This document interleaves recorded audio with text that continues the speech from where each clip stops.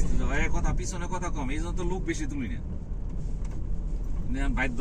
আর আজকে শেষ দিন, বেশি দমকি করলে স্যার খালি দম, কিন্তু বাস্তবে তো আসলে তা না। তিনে দাও ভালো। আজকে ফিনিশিং ওয়ার্ক গুলো দেখবো কেমন চলছে। লাস্ট নেই স্যার, তৈরি করতাম এভাবে থাক, এটা গ্যাপে থাকতে হয়। আস্তে যাও, আস্তে যাও, ওই গাড়িটা আইতেছে, এটা তোমার বিপদে ফেলতে পারে। বাস কাটো, কেটে যাও।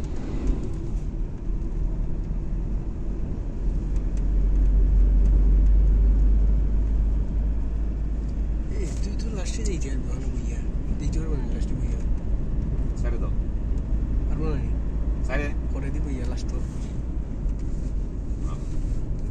লাস্টটা দেখতে নাই ভাই। তাহলে কি গাড়ি চালাতে পারতেছো তো? জি স্যার। তাহলে এটি তো একটা আমাদেরও আনন্দ লাগে, তোমাদের আনন্দ। যেমন কিছু কিছু ছেলেরা আছে যারা গতি অল্পতে চালাতে পারে, সারা বাংলাদেশ কেন পৃথিবীর সব জায়গায় পারে। আমরা ব্রেনের ভিতরে ঢুকাইতে এটা চাই না, খালি গতি বাইরে দিয়ে বেশি দিয়ে চালানো লাগবে, কথা বুঝছো? কিন্তু আসলে গতি বেশি দিয়ে চালানো কেউ এটা পছন্দ করে না, অ্যাক্সিডেন্ট বেশি হবে।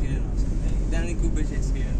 ওরে বাবা রে বাবা, কয়দিন আগে জাফলং একটা অ্যাক্সিডেন্ট হয়েছে। জি স্যার, জি স্যার, 60 জন মারা গেছে। জি স্যার, জি স্যার। কুটিও না ভাঙি গেছে ঘুরাইছে কিন্তু বাঁকা করছে, কিন্তু সোজা করতে পারে নাই, বেশি গতি ছিল।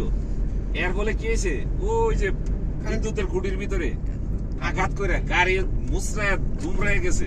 জি স্যার, 60 জন ডেড। জি স্যার। টার্নিং আসতে দিই, টার্নিং এ আসতে যে ঘুরাইছে এত ইয়েতে আর সোজা করতে পারে নাই, সোজা গেছে গাড়ি দিক। টানি মার দেয় নিলে মারার সমস্যা নেই। এবার এরকম ভাই আবার আইবি মনে সিসের ট্যাঙ্কি দিয়ে মারি দিস তুই, তোর জানি না আমার দুশ্মন। আর বেশি গতিতে গাড়ি চালালে কি হয়, তুমি এই যে ইনস্ট্রুমেন্ট বক্স গুলো দেখতে পারবা না, লুকিং গ্লাস দেখতে পারবা না।